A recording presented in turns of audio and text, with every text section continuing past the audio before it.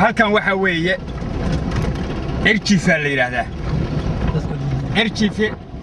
waxa weeye qabuurihii baa ku yaala balli baa ku yaala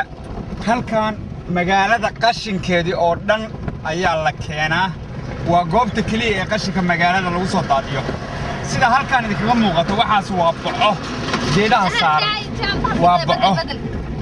waa baco dhammaantood baco weeye bacihii dalka la keenay waxa ay noqdeen kuwo si xad dhaaf ah u dhibaateeya deegaankii geedka bacdaas ay ku dhagan tahay marka ay ku dhagto waa qalalaya xoolihii cunaa waa dhimanayaan caloosha isaga duubayaan bacahan intooda badan dad ganacsata ah oo wax magarata ayaa dibadda ka keenta maaha wax dalka lagu sameeyo lacag yar baa la siiyaa tii qaadka lagu cunayay caanaha weelka lagu soo shubanayay cuntada weelka lagu shubanayay baa maalin walba waxaa la isticmaalaa billions oo warqadahana magaaladii waad aragtaan qabuurihii iyo meelihii ee bacaha say geed walba uga lushaan bacahan dad wax magarata ayaa keena oo ka baayac mushtaro oo lacag aan xad dhaaf ah ka hela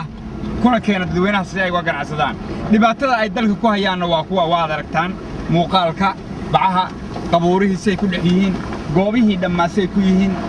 meeshaan cirjifa waa goobaha ugu bacaha badan oo qashinka lagu soo daadiyo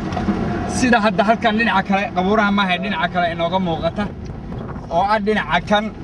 waa wada qashin waxaasi goob lagu guba ma leh dawladda hoose ee gaalkacyo ayaa in yar qabatay hog u dhigma hoggaan hadda meeshaan biyuhu ku jiraan oo kaleeto meel u dhiganta biyaha wasaqda ilmuhu ay ku dabaalanayaan nadaafad xumada caafimaad darrada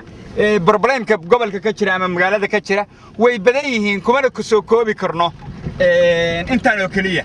waxaan dadka bannaanka ku dhaqan aan ku boorinaynaa inay u guntadaan sidii ay u badbaadin lahaayeen dalkooda iyo dadkooda waxna uga qaban lahaayeen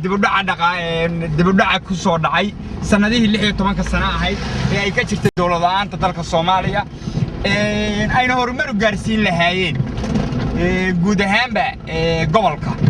ayaan ku boorinaynaa intooda wax baratana ay dalka dib ugu soo noqdaan maadaama dadkii wax bartay ay dalka ka tageen oo ay dibadda aadeen ma jiraan dadka hadda magaalada ku nool waxaan oran karaa ma dhamma boqolkiiba hal ama labo wixii aqoonta lahaa wixii caqliga lahaana waxa ka tambadiyay waxa aan waxba aqoonin oo reer miyiga ah boqolkiiba 98 waa dad dhawaan soo gal magaalo ah oo nin walba wuxuu rabo uu sameeyo maamulka jira waa iska tabardaran yahay runtii guula waaweyn buu gaaray wax badan buu qabtay haddana wuxuu u baahan yahay raggii aqoonta lahaa iyo dadkii caqliga lahaa oo iyagu ka cararay dhibka iyo rafaadka faraha badnaa ee dalka Soomaaliya ka dhacay 91dii waxaan idinku boorinayaa dadkiina gaar ahaan ku dhaqan dalka Norway in aad u gurmataan sidii